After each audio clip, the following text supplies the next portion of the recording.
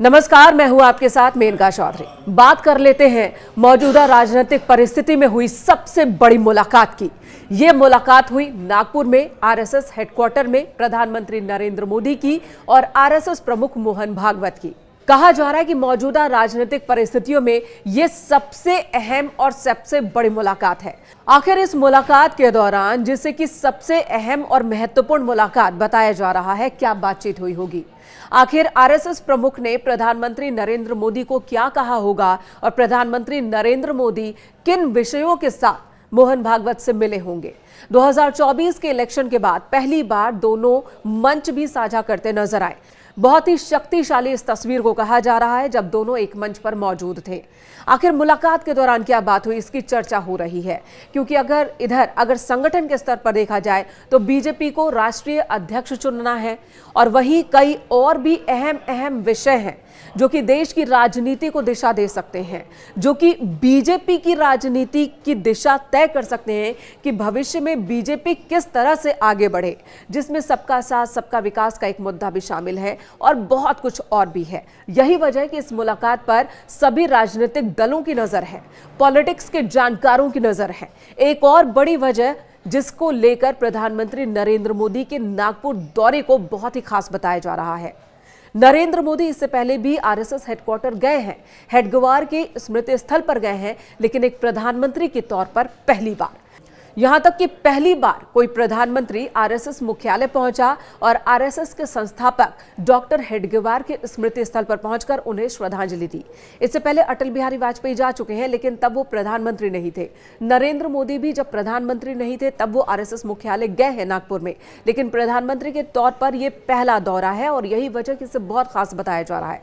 बताया जा रहा है कि अगर प्रधानमंत्री यहां पहुंचे तो जरूर बहुत कुछ बड़ा होगा जिस पर बात करनी होगी, जिस पर विमर्श करना होगा। अब चाहे बीजेपी के राष्ट्रीय अध्यक्ष को लेकर फैसले पर कोई रायशुमारी हो या फिर बीजेपी की जो पॉलिटिकल लाइन लेंथ है उसे लेकर कोई रायशुमारी हो। हाल के दिनों में हमने देखा कि किस तरह से बीजेपी इस कोशिश में है कि वो मुसलमानों के एक बड़े तबके को अपने साथ जोड़े, जिसके लिए बहुत सारे कदम बीजेपी हाल फिलहाल उठाती हुई नजर आई। चाहे वो पसमानदा मुस्लिमों का मुद्दा हो, उन्हें अपने साथ लाने के कवायद हो, या फिर जो आर्थिक तौर पर पिछड़े मुसलमान वर्ग हैं उन्हें साथ लाने के कवायद हो।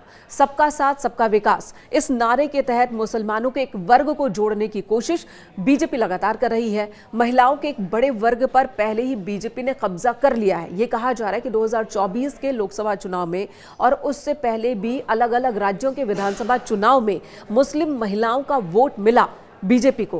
क्या मुस्लिम पुरुषों का एक बड़े वर्ग का वोट भी बीजेपी को मिल सकता है? इस दिशा में और क्या कदम उठाए जा सकते हैं? आरएसएस की जब हम बात करते हैं तो आरएसएस ने भी अपने रुख में थोड़ा बदलाव किया है। कट्टर हिंदुत्व की जगह अब सबका साथ सबका विकास की बात करता है आरएसएस ये जरूर कहती है कि देश में रहने वाला हर इंसान हिंदू है, लेकिन ये भी कहती है कि इस हिंदू का मतलब ये नहीं है कि मुसलमान अपना धर्म परिवर्तन करवा ले। और इस तरह से अपने कट्टर रुख से थोड़े मोल्ड रुख में आरएसएस नजर आ रही है और साथ ही साथ राष्ट्र की बात सबसे आगे रखती आरएसएस नजर आ रही है। तो ये मुलाकात बहुत ही अहम मानी जा रही है। आखिर प्रधानमंत्री नरेंद्र मोदी को कौन सा मंत्र आरएसएस प्रमुख मोहन भागवत ने दिया होगा, इस पर सबकी निगाहें हैं और क्या आने वाले दिनों में उस मंत्र का असर बीजेपी के संगठन पर या बीजेपी की कार्यशैली पर पड़ने वाला है। देखिए, राजनीति के जानकारों के एक वर्ग का यह भी कहना है कि मौजूदा दौर में हम देख रहे हैं कि प्रधानमंत्री नरेंद्र मोदी की कट्टर वाली छवि बहुत तेजी के साथ हटाई जा रही है, जबकि उत्तर प्रदेश के सीएम योगी आदित्यनाथ अब भी उस छवि के ब्रांड एम्बेसडर की तरह स्थापित किए जा रहे हैं बीजेपी की ओर से।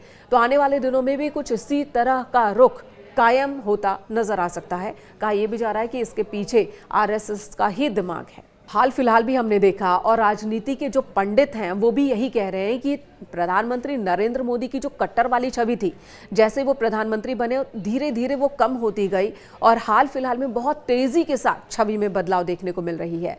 जबकि उत्तर प्रदेश के सीएम योगी आदित्यनाथ को हिंदुत्ववाद में ब्रांड एम्बेसडर की तरह स्थापित किया जा रहा है और कट्टर छवि उनकी दिखाई जा रही है।